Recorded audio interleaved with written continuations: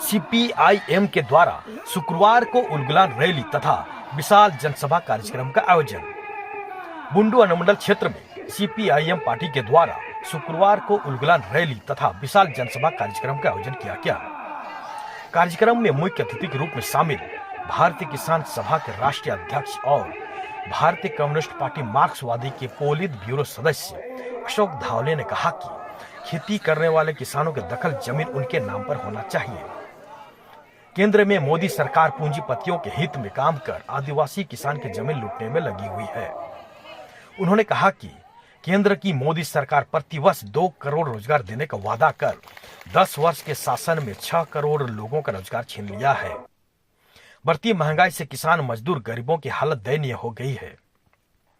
Comrade Ashok धावले ने आगे कहा कि महाराष्ट्र में 50,000 आदिवासी किसानों के साथ 7 दिनों तक नासिक से मुंबई तक पैदल यात्रा कर अपनी हक अधिकार हासिल किया था।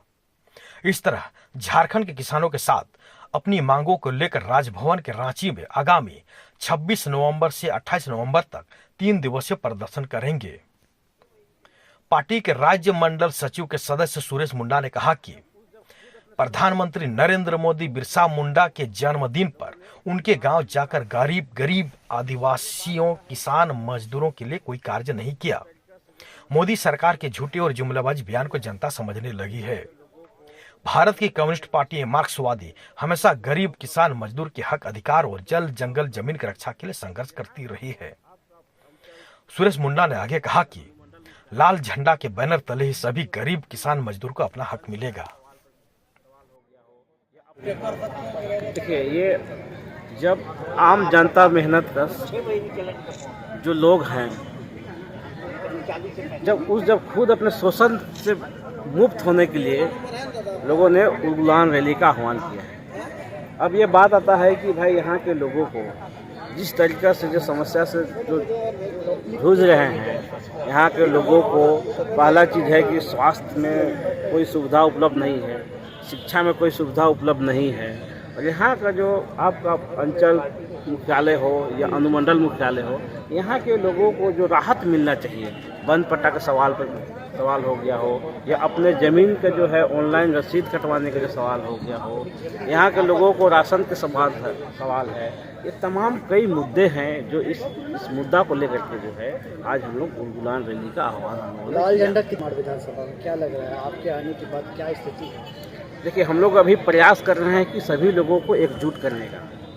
हम सभी लोगों को एकजुट कर पाएंगे जितने मेहनत करने वाले लोग हैं, वो किसान हो, मजदूर हो, आदिवासी हो, गरीब हो, दलित हो, यहाँ के जो शोषित हुआ है, सभी को हम एकजुट करने का प्रयास कर रहे हैं। और हम धीरे धीरे करते करते हम लोग ये कदम को बढ़ा रहे हैं और धीरे धीरे हम लोग आगे बढ़ रहे हैं। ये पूरे इलाके में एक दिख रहा है, ये जो आप लोग को भी जानकारी में रैली में हजारों की संख्या में ये आगाज दिखा दिया। ये आगाज कहाँ तक जाएगा? देखिए, ये आगाज जो है आपका पिछले दिनों भी हमने कहा था अनुमंडल घेराव में कि ये बात हमने कहा था, ये अनुमंडल के घेराव ही नहीं बल्कि ये घेराव हम जिला मुख्यालय तक ले जाएंगे।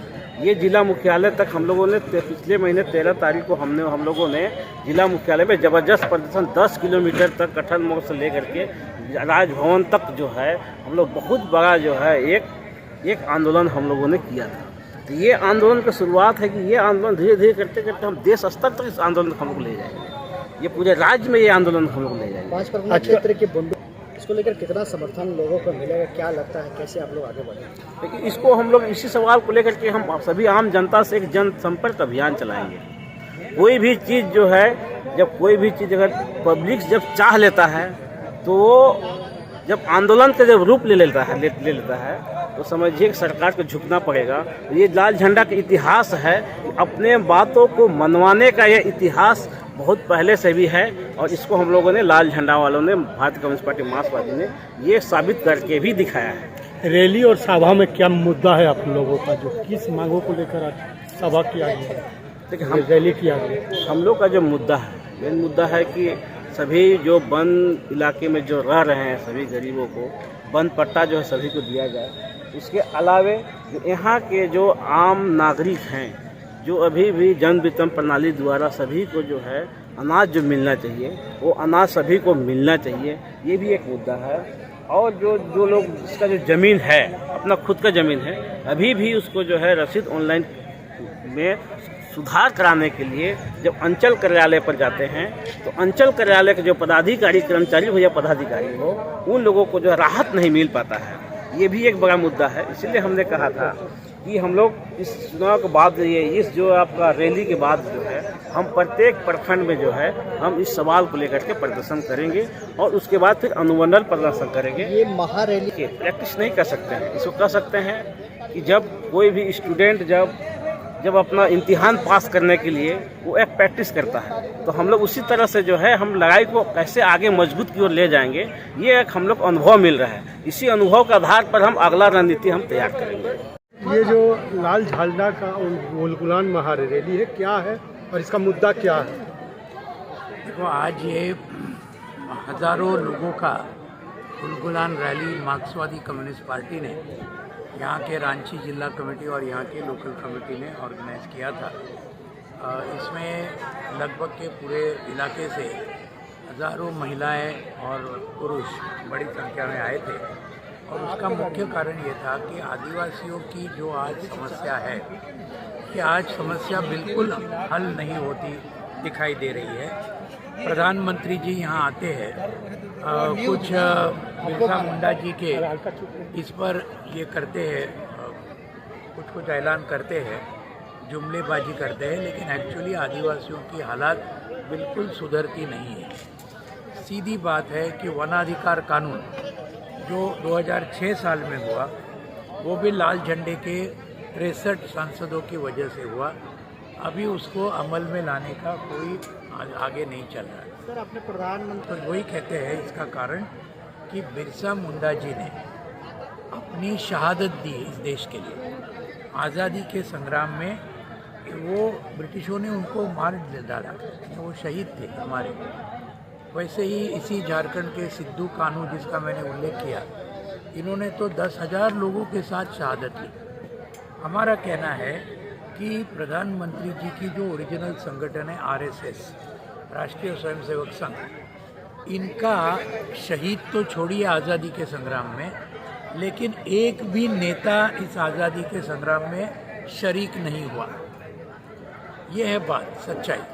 और उल्टा इन्होंने ब्रिटिशों को, इन्होंने सिर्फ इन्होंने सिर्फ नहीं, लेकिन RSS, हिंदू महासभा और मुस्लिम लीग, तीनों संगठन को हम जोड़ेंगे। मोहम्मद अली जिन्ना की मुस्लिम लीग भी कोई अलग नहीं थी। इन तीनों ने ब्रिटिशों को पूरी तरीके से मदद की और जो धर्म के नाम पर ये जो दंगा फसाद करना है, तो उसके लिए ये लोग जिम्मेदार थे कई सालों से। सर, आपके मन से ये है कि कम से कम हेमंत सोरेन जी ये कुछ ना कुछ आज लोगों के लिए करके दिखा रहे हैं, कुछ ना कुछ, और काफ़ी करना चाहिए, ये भी हमारा कहना है।